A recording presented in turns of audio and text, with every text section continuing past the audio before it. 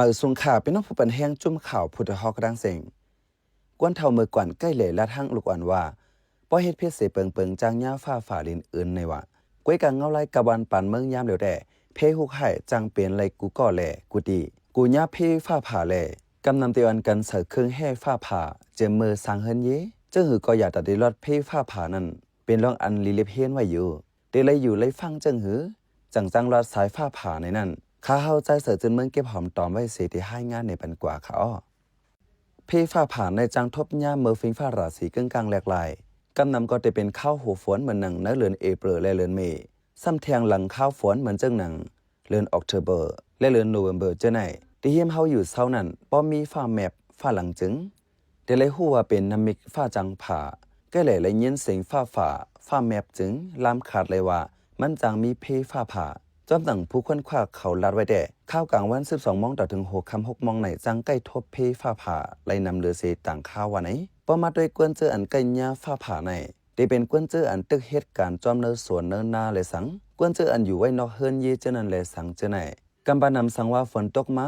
ซ้ำแมนมืออยู่จอมกลางปังในจึงเดี๋ยวอันกันลัดเขาซ่อห่มไม่ใหญ่ไม่ลงเจอไหนในก็จังทบญาเพฟ้าผ่าเลยเหมือนกันที่ได้มันเฮิรนเยอันเฮ็ดไว้สูงเฮิรนตึกอันมีฝางหางแหลมต้นไม้อันตั้งซื่อสูงเจานั้นฟ้าผ่าลายงายเสเปื้อนในยาวสังว่ามีตัวสัตว์ตัดเมียงตัวมีเจ้าตั้งลายอยู่จำไว้อองตีอันมีไม่สูงเฮิรนเยอันมีฝังหางปลายแหลมหนังลัดมาเจานั้นจังทบยาเพฟ้าผ่านั้นจอมเสจังลูกควายสาเจอจอมไหล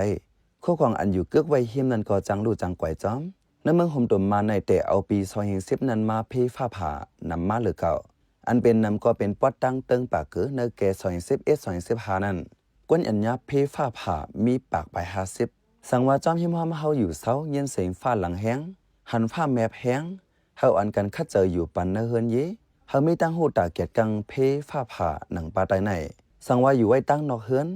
เฮาเขาเนื้อโฮมเฮิรนกำเหลียวอย่ายิบเครื่องเจอคู่สวยอันเอาเล็กเฮ็ดไว้อย่าไปอยู่จำตวนใหม่เสาไฟฟ้าเสาเล็กแหลกเครื่องคู่อันเอาทัดเล็กเฮ็ดไว้เจนั้นสังว่ามื้อนั้นอยู่ไว้เนื้อนำน้องเนื้อนำห้องเนื้อแก่นำเจในเกาะเฮาขึ้นฝั่งออกนำมากำเหลียวเสอยู่ซ้อนไว้ที่รถเพเมื่ออยู่ในโฮมเนื้อเฮิรนเยเจในเกาะอย่าอยู่ควันตุ่มกันเฮาอยู่ห่างกันไว้อย่าไปกว่าหาอยู่กลางปังก็เหลียวสังว่าอำมีตั้งเลือกเสตักเลยเสพอยู่ที่กลางปังนั่นจึงเฮาหมอหาอยู่ที่ลินแต้มที่ยานที่คงที่ตัวเก่าป้อจางงอมนั่นสังว่าอำจังไปกว่าแล้วก็ให้นางกองหยองเสเอามือตั้งเนื้อหัวเข่าเย่ากลมหัวไว้สังว่าเจอฮับหูเฮาเจอยินหูเฮาคุยหันว่า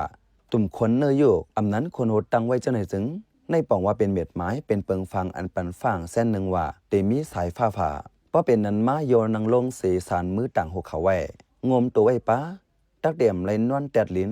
เตี่ยมไรนวลอบปบสังเฮ็ดนั้นฟ้าจังฝ่าเจ้าเก่าง่ายๆสังว่าเป็นก้นตึกไพ่เฮือนั่นนำเฮือมนั้นตึกลุยนำอยู่ในจึงเฮลัดฝังไว้อันลัดมาเจอไหนหลูฟังพองมืออยู่นอกเฮือนกำไหนเข้ามาถ่อมด้วยพองอยู่ในเฮือนแต่เลยฟังเจิงหือในนั่นนอสังว่าอยู่ไว้ในเฮือนตึกเสียอันเฮออยู่กลางมันไว้อย่าอยู่จำหลอดน้ำแหล่อ่างล่างมือเจนั่นฟ้าอำผาเจ้าเก่ากำซื้อเสตาจางยาจากมันเฮออยู่ไกลพักตูหูเลี้ยงเฮอเข้าเจอปิกไว้ทีวีเครื่องคูเจอสวยอันเอาไฟฟ้าปั่นไว้การเจนั่นอย่าไปสืบฟ้นเข้านั่นเฮอถอนแป๊บสายไฟปลักไฟอันเสียบกันไว้เจนั่นเมื่อฟ้าตึกแมบแห้งอยู่นั่นอย่าพรมอาบน้ำย้อนว่าถาดเล็กอันมีไว้กึเฮิรนเยเจ้าเก่าเจนั่นจางยาไฟฟ้าล้ำช็อตเจ้าเก่าเฮาอยู่ห่างไกลเครื่องคูเจอสวยอันไฟฟ้าจังช็อตง่ายเฮาหางไว้เครื่องแห่สายฟ้าผ่าเหือมนั้นอันฝ่ายมันห้องว่ามูจูร้อยที่เฮิรนเยเผิงมันไว้สังว่าแม่นมือฮอรถกาอยู่ก็เฮารถยอมตั้งไว้มันเฮาฮอร้อยเฮากว่าเกิดไว้ข้างตั้งเจ้าเขาพ้องนั้นเฮาอยู่ไว้ในรถกาเมื่อเกิดกาข้างตั้งนั้นเฮาเปิดไฟปั่นฟางไว้เมื่อนังในกานั้นอย่าเย็บเอาเครื่องเล็กสังไว้ในมืออย่าไปฮอกกาลัดกว่าเนื้อเส้นตั้งอันน้ำฝนยังเอื้องไว้นั่นเมื่อฟ้าผ่าได้นั่นเตมีสายเลี้ยงมาเฮอแห้งๆเสเตมีเสียงหลังๆจอมมากำเหลวเมื่อฟ้าผ่าที่ละทีนึงนั่น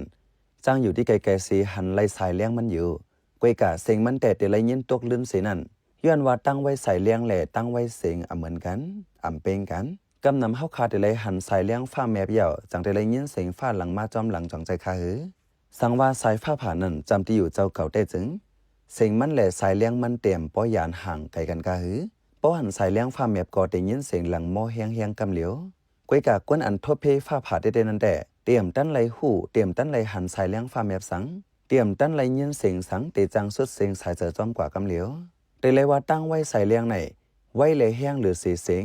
เมื่อหันใส่เลี้ยงฟ้าแมปมาแห้งนั่นกึ่งลีฟังเสียงฟ้าหลังไว้อยู่ย้อนว่ามันจังตกจังง่ายนังฮือเดรัดเพศสายฟ้าผ่านั่นเฮาอ่อนกันหมอเฮียนหู้ไว้ลองฟ้าผ่าสิเฮาหมอหางเฮียนไว้ลงหน้าตากเกียดแค่สายเจอหางไผมันแหล่เฮาหมอเกียดแค่ให้กังปันปากกวนหิมหอมเจ้าเก่านั้นไล่ดังนำสิกำคาข้าวเป็นใจเสือจนเมืองขาอ้อปันแห้งรายการพัดคาร์ดคาเลยยินจมเย็นนำอยู่ขาอ้อมือสุงค่า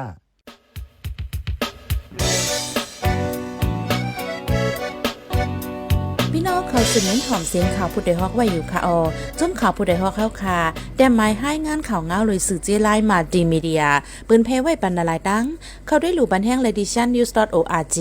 อำนั้นดัง Facebook page news เข้าปันตั้งหันถึงเลยกูข่าวย้ำยินดีฮับดอนกูเจ้ากูก้นอยู่ในเงาไล่การวันการมึงวันเมื่อไหนการหาข่าวล้ำข่าวอย่าเผือเลี้ยงแค่นอนนับย้ำไว้นักเหนือกอปีไรค์เสเล